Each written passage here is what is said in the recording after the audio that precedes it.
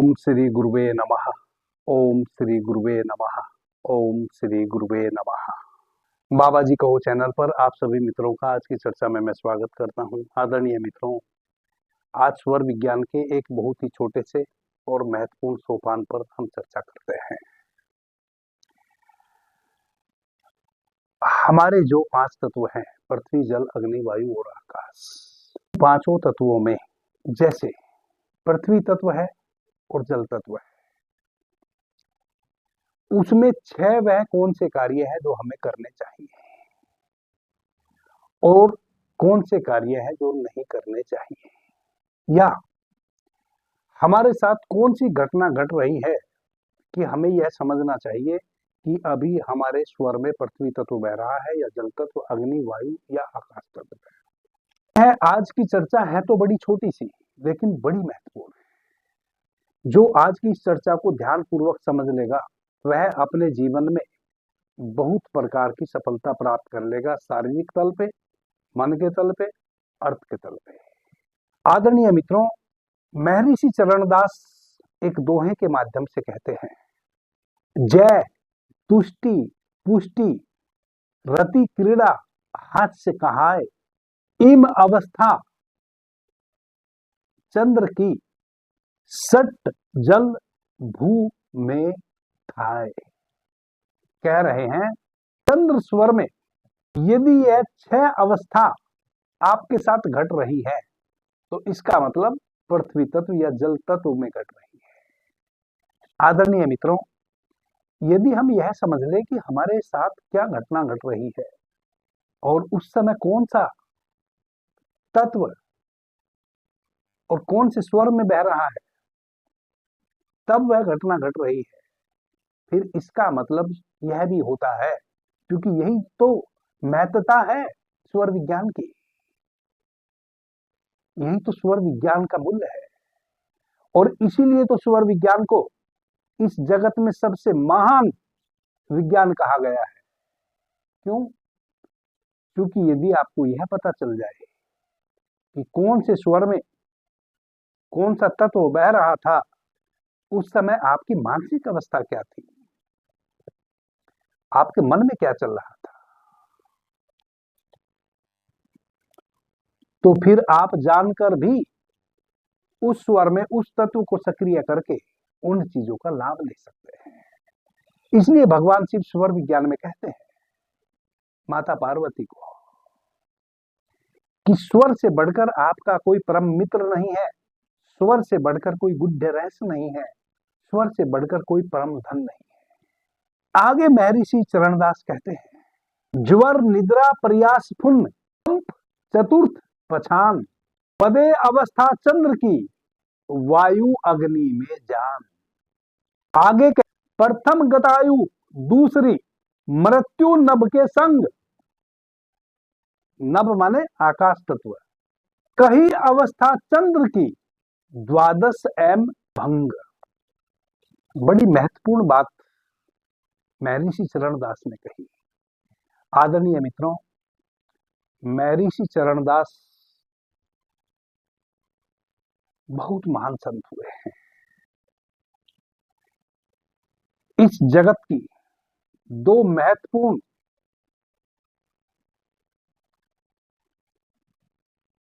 राजपूताना से संत हुई हैं, 2 महत्वपूर्ण राजपूतनी संत हुई हैं। एक का नाम था दयाबाई और एक का नाम था सहजोबाई। दोनों महर्षि चरणदास के दायां और बायां हाथ थे, माता सहजोबाई और माता दयाबाई। महान संत हुई है, आपने गुरु से भी आगे निकल गई। इतनी महान शिष्याएं हुई हैं महर्षि चरणदास की। लेकिन जब आप दयाबाई के गीत सुनेंगे या सहजोबाई के गीत सुनेंगे, आप पाएंगे कि उनके गीतों में महर्षि चरणदास ही गुंजायमान होते हैं। जैसे महर्षि चरणदास उनके गीतों की ध्वनि से झर रहे हों, वैसा आपको प्रतीत होगा।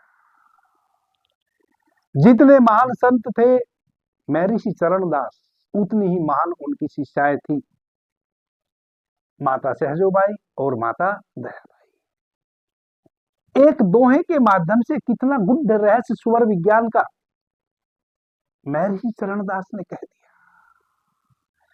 और अपने गीत के माध्यम से दयाबाई ने और सहजोबाई ने भी स्वर विज्ञान को बड़ी सहजता से कह दिया। दयाबाई कहती थी, हेरी मैं तो प्रभु के गुण गाती, सुरत निरत का दियरा जोया मन की कर लई बाती, सखियों मैं तो प्रभु के गुण गाती। सुरत निरत का दियरा जोया, बड़ा सूक्ष्म है वह दिया। उस दिए की मैंने पीछे बहुत चर्चा की है। आदरणीय मित्रों, कितना गुप्त रहस्य बता गए। क्या कह रहे हैं चरणदास पहली ही पंक्ति में इस दोहे की? कह रहे हैं, जय, तुष्टि, पुष्टि, रति क्रिया, खेल कूद की भावना और हास्य, जब यह भावना आपके भीतर उठे,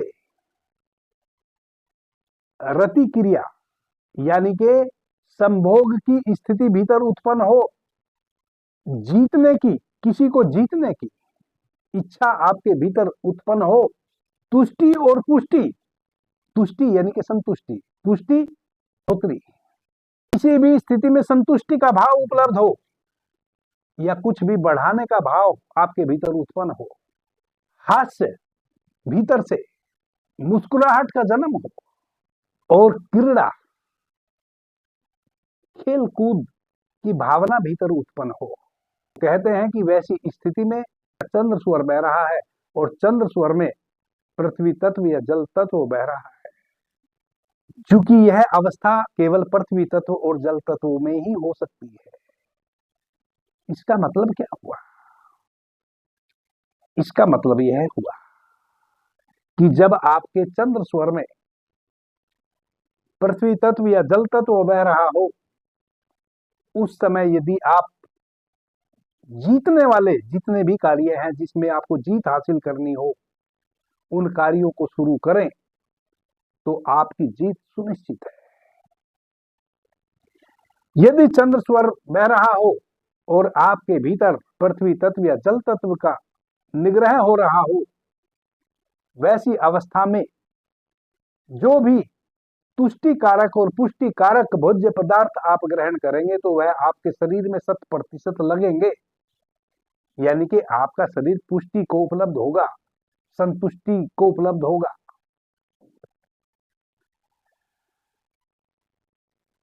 यदि चंद्र स्वर बह रहा हो, उसमें पृथ्वी तत्व या जल तत्व बह रहा हो, उस समय यदि काम क्रीड़ा में उतरेंगे तो आपका जल्दी संकलन नहीं होगा, जिसको हम शीघ्र पतन कहते हैं। और वैसी अवस्था में यदि किसी स्त्री को गर्भ धारण हो जाता है तो वह जो बालक का अवतरण होगा वह एक महान बालक का अवतरण होगा। आदरणीय मित्रों, कितनी महत्वपूर्ण बात एक दोहे के माध्यम से महर्षि चरणदास ने कह दी।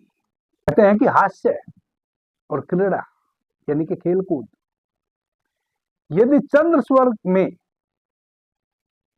पृथ्वी तत्व या जल तत्व बह रहा हो, उस अवस्था में हम किसी खेल कूद के कार्य को शुरू करें, तो इस दोहे में जो महर्षि चरणदास कह रहे हैं, इसका आशय यह है कि 100% आपकी जीत होगी, आपको सफलता मिलेगी।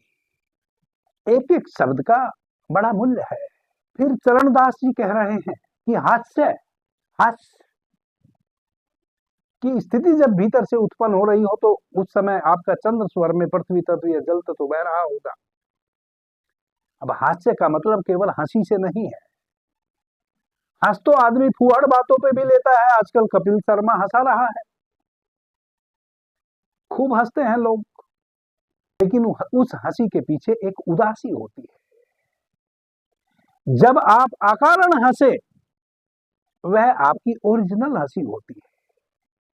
यदि आप किसी के माध्यम से कोई चुटकुला सुन के हंसे, वह हंसी सच्ची नहीं होती। आप कभी भी गौर से देखेंगे, वैसी हंसी के पीछे आपका दुख पीछे झलक रहा होता है। जैसे ही वह हंसी शांत होती है, आप एक गहन दुख से अपने को भीतर भरा हुआ पाते हैं, क्योंकि वह हंसी आपकी नकली है, वह क्रिएट की गई हुई है।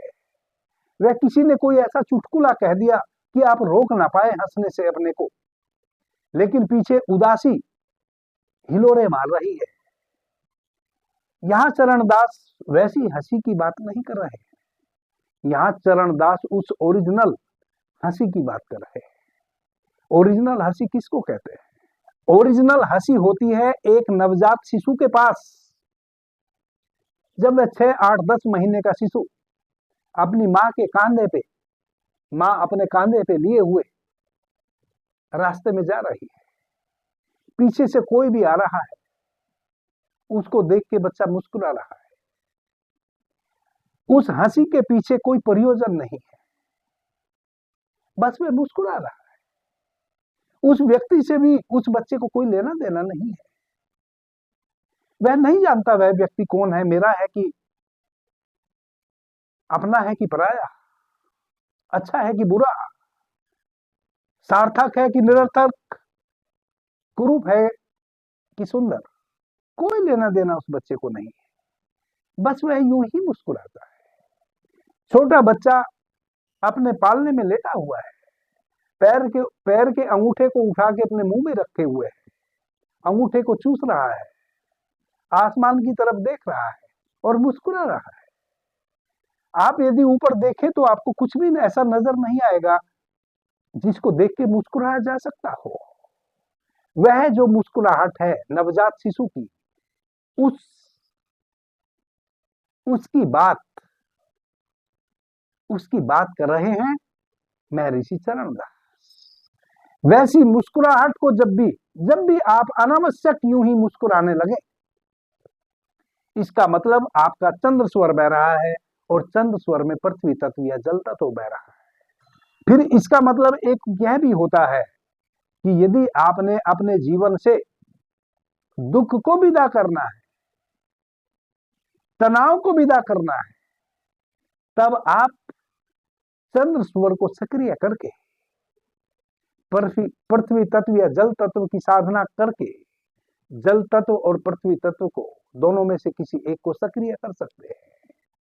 और जितना अधिक समय तक आप उस तनाव की घड़ी में, उस दुख की घड़ी में, जब आपको प्रसन्नचित्त होना चाहिए लेकिन आपको किसी कारण से बाहर से दुख घेरे हुए है, उस तनाव, उस दुख, उस दरिद्रता से उस समय आप मुक्त हो सकते हैं। यह आपके हाथ में है। यही स्वर विज्ञान की महत्वता है। तो यह 6 अवस्थाएं चंद्र स्वर में जब जल तत्व या पृथ्वी तत्व बह रहा हो तब की महर्षि चरणदास ने कही है। 4 अवस्थाएं महर्षि चरणदास और कह रहे हैं चंद्र स्वर में कि यदि ऐसा है तब आपका अग्नि तत्व या वायु तत्व बह रहा है। जैसे आपको ज्वर आ जाए, बुखार आ जाए, निद्रा घेर ले, किसी भी समय आप निद्रातुर हो जाए, या परिश्रम करने का मन करे, या शरीर में कंपन हो। कंपन का मतलब थर-थर कपना नहीं है। कंपन का मतलब है कि आपका मन डामाडोल हो। ऋषियों के शब्दों को समझना बड़ी टेढ़ी खीर है। इस दोहे में तो कंपन शब्द का ही उपयोग किया है महर्षि चरणदास ने। लेकिन कंपन का यहां यह आश्चर्य नहीं है कि आपका शरीर ठंड से या भय से कप रहा है। नहीं, यहां महर्षि चरणदास कह रहे हैं कि आपका मन कंपित हो, ठहर न रहा हो, दौड़ दौड़ के इधर से उधर जा रहा हो। यहां कंपन का यह मतलब है। तो वैसी अवस्था में आप समझे कि अग्नि तत्व या वायु तत्व बह रहा है। क्योंकि वायु तत्व बहेगा, आपका मन कहीं ठहरेगा नहीं, कपता रहेगा, दौड़ दौड़ के इधर से उधर बंदर की तरह उछलता रहेगा। दौड़ के दिल्ली होगा तो दौड़ के मुंबई होगा, ना जाने कहां कहां होगा। अभी किसी से प्रेम कर रहा होगा, तुरंत ही उसी व्यक्ति से नफरत कर रहा होगा, कहीं भी ठहरेगा नहीं। प्रेम का विचार आया तो प्रेम पर नहीं ठहरेगा, घृणा का विचार आया तो घृणा पर नहीं ठहरेगा, मुंबई का विचार आया तो वहां नहीं ठहरेगा, दिल्ली का विचार आया तो वहां नहीं ठहरेगा, वर्तमान में नहीं ठहरेगा कहीं भी, और भविष्य में भी नहीं ठहरेगा।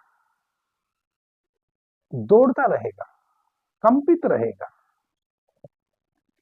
ज्वर यानी कि अग्नि तत्व बह रहा है, निद्रा यानी कि अग्नि तत्व बह रहा है चंद्र स्वर में, कंपन यानी कि वायु तत्व बह रहा है, परिश्रम करने का मन यानी कि अग्नि तत्व बह रहा है। यदि आपने अत्यधिक परिश्रम करना है तो आप चंद्र स्वर में भी अग्नि तत्व जब बह रहा हो परिश्रम कर सकते हैं। महर्षि चरणदास कह रहे हैं कि यदि ज्वर आपको घेरे हुए है, इसका मतलब चंद्र स्वर में अग्नि तत्व बह रहा है। आप अग्नि तत्व को चेंज कर सकते हैं। यदि आप तत्वों को चेंज करना जानते हैं, तत्व को चेंज कर सकते हैं, नहीं तो आप अपने स्वर को चेंज कर सकते हैं। इस प्रकार से आप अपने चंद्र स्वर में अलग अलग स्वभाव से कौन सा तत्व बह रहा है उसकी पहचान कर सकते हैं। प्लस यदि वह तत्व आपके लिए अभी वर्तमान में नुकसानदायक है, आप उसको बहने से रोक सकते हैं, किसी अन्य तत्व को सक्रिय कर सकते हैं। या जब भी उस तत्व की उस अवस्था की आपको इच्छा है, उस अवस्था को, जैसे यदि आपको चंचलता वाला कोई कार्य करना है, भाग दौड़ के कोई कार्य शुरू करना है जिसमें भागम भाग रहे और उसमें सफलता पानी है, तब आप चंद्र स्वर में वायु तत्व बह रहा हो, तब यदि किसी कार्य को शुरू करते हैं जिसमें भागम भाग है, आपको निश्चित रूप से सफलता मिलेगी। कोई दुनिया की शक्ति नहीं रोक सकती आपको सफलता पाने से, आप असफल नहीं हो सकते। आपके चंद्र स्वर में आकाश तत्व बह रहा हो, तब अपनी आयु को क्षीण समझें। उतने समय आपकी जो आयु है वह बहुत स्पीड से क्षीण हो रही है। इसका मतलब महर्षि चरणदास कह रहे हैं कि जब आपके चंद्र स्वर में आकाश तत्व बह रहा हो तो दो घटना घट सकती हैं, या तो आपकी मृत्यु होगी या आपकी आयु क्षीण होगी। इस प्रकार से यह 12 स्थितियां पांचों तत्वों में चंद्र स्वर में घटती हैं। तो महर्षि चरणदास जी कह रहे हैं कि यदि चंद्र स्वर बह रहा है और उसमें आकाश तत्व बह रहा है, इसका मतलब जब भी किसी व्यक्ति की मृत्यु होनी है वह आकाश तत्व में होनी है। यह बड़ा रहस्य कह दिया उन्होंने इस दोहे के माध्यम से। तो फिर क्या करे मनुष्य? आयु क्षीण होनी है तो आकाश तत्व में होनी है, जबकि आकाश तत्व आपकी श्वासों में सबसे कम समय बहता है, केवल 4 मिनट। सबसे अधिक समय आपके श्वासों में पृथ्वी तत्व और जल तत्व बहता है, 20 मिनट और 16 मिनट। सबसे कम 4 मिनट आकाश तत्व बहता है। लेकिन यह 4 मिनट जो आकाश तत्व आपके चंद्र स्वर में बहता है, उन 4 मिनट में ही जब भी मृत्यु होगी तभी होगी। तो क्या करें कि मृत्यु ना होवे? मृत्यु तो होगी निश्चित, लेकिन यहां ऋषियों के कहने का अभिप्राय कुछ और ही होता है।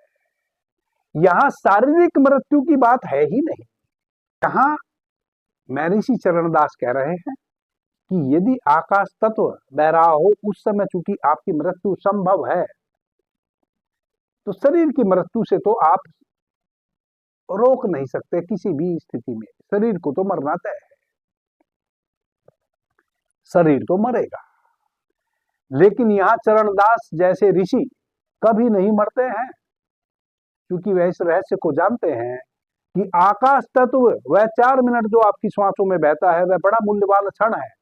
उस समय यदि आप अपने पूरे होश को सभी कार्यों से हटाकर शांत जहां भी है आप वहां बैठ जाएं और अपने पूरे होश को अपने अवधान पे, अपने आज्ञा चक्र पे लगाएं और कुछ ना करें, केवल भीतर अपने घटाकाश में झांके। घटाकाश आपके भीतर का आकाश। आदरणीय मित्रों, उस घटाकाश में जो स्वयं को लीन कर ले, उसकी, कहते हैं चरणदास की, कभी मृत्यु नहीं होती। वह मृत्यु से बच जाएगा, वरना तो इन 4 मिनट में ही जब भी मृत्यु होगी आपकी होगी। और जो इन 4 मिनट का उपयोग अपने भीतर स्वाध्याय में कर लेगा उस समय का, उसकी कभी मृत्यु नहीं होगी। इसका मतलब केवल यह है कि शरीर तो फिर भी मरेगा, लेकिन वह 4 मिनट वैसे हैं जो आपको आत्म अनुसंधान के लिए काफी हैं, जो वर्षों ध्यान समाधि का अभ्यास करके घटना नहीं घटती, वह इन 4 मिनटों में घट सकती है। आप अपनी आत्म अनुसंधान की अवस्था को उपलब्ध हो सकते हैं। कहने का अभिप्राय यह है कि आप आत्म केंद्रित होकर अपने भीतर उस परम चेतन पर ब्रह्मा को जान सकते हैं,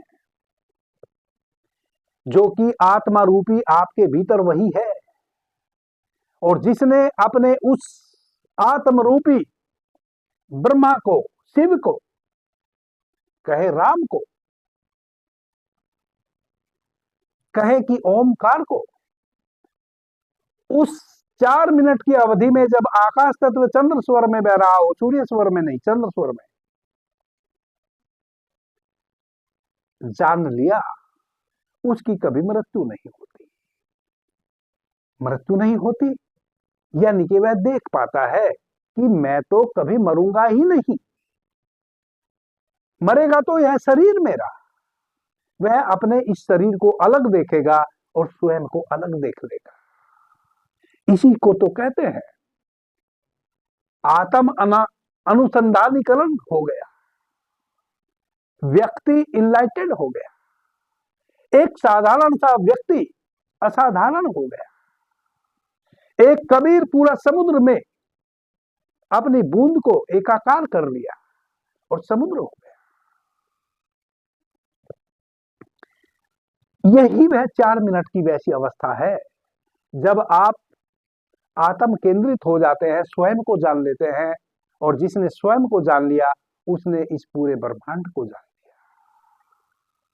उसने जान लिया कि शरीर मैं नहीं हूं, मैं इस शरीर से स्वयं को अलग देख पा रहा हूं, इस शरीर को अलग देख पा रहा हूं, शरीर का मैं साक्षी हूं। जिस चीज को भी आप अपनी आंखों से देख रहे हैं, इसका मतलब वह आप नहीं है। आपके सामने कितनी चीजें हैं, आप जब रास्ते पर चलते हैं, आपकी आंखों के सामने कितनी चीजें हैं जो आप देखते हुए चलते हैं, इसका मतलब वह चीजें आपसे अलग हैं, तभी तो आप उनको देख रहे हैं। तो उन 4 मिनट में आप अपने शरीर को वैसे ही अलग देख पाते हैं भीतर, जैसे आप रास्ते पर चलते हुए बाकी सभी चीजों को अपने से अलग देखते हैं। और जिसको यह पता चल गया कि यह शरीर मैं नहीं हूं, उसकी अब कभी मृत्यु नहीं है। वह समझ गया कि यह शरीर केवल एक वस्त्र था, चोला था, जिसको आज नहीं कल मुझे त्याग देना है और नए वस्त्र को, नए चोले को धारण कर लेना है। और मजे की बात यह है कि अभी जब आपने यह शरीर, यह चोला, यह वस्त्र धारण किया था तो बेहोशी में किया था। अब जब आपका अनुसंधानीकरण हो गया, तब अब आप शरीर भी अपनी स्वेच्छा से, यानी कि वस्त्र भी, अब शरीर रूपी वस्त्र आप अपनी स्वेच्छा से अब ग्रहण करेंगे। अब बेहोशी में कुछ भी नहीं होगा, क्योंकि आप जग गए, आप होश में आ गए, आप अवेयर हो गए। अब कोई निद्रा रही ना भीतर, सारी निद्रा चकनाचूर हो गई, निद्रा से जग गए। इतना महत्वपूर्ण है यह आकाश तत्व के क्षण, और यही उद्देश्य है मैं ऋषि चरणदास के कहने का, कि चंद्र स्वर में जब आकाश तत्व बह रहा हो तो आपकी आयु क्षीण होती है और मृत्यु भी होती है। आकाश तत्व ही आपकी आयु को क्षीण करता है और आकाश तत्व ही आपकी मृत्यु का कारण बनता है। और इसको दयाबाई समझ गई, माता सहजोबाई समझ गई और वह सदैव के लिए मुक्त हो गई। उन्होंने फिर अपने शरीर को अलग देखा, स्वयं को अलग देखा और तभी तो फिर कहा सहजो ने दया ने, सूरत निरत काज दिया राजोया, मन की कर ली बाती, और मैं तो प्रभु की दाती। तब उन्होंने अपने भीतर उस ओमकार नाद को सुना, वह जो चंचल मन था उसकी बाती बना ली।